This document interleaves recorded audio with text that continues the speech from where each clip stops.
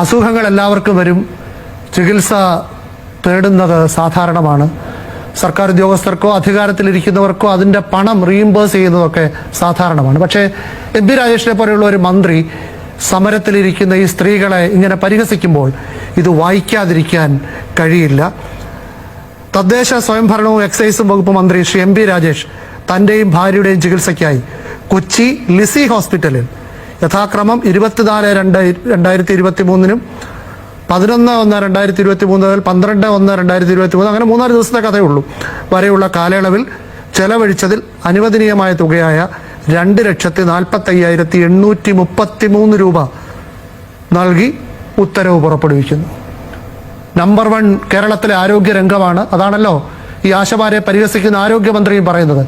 Medical കോളേജിലൊന്നുമല്ല, സർക്കാർ ആശുപത്രികളിലല്ല ചികിത്സ തേടിയത്, ലിസി ഹോസ്പിറ്റലിലാണ്.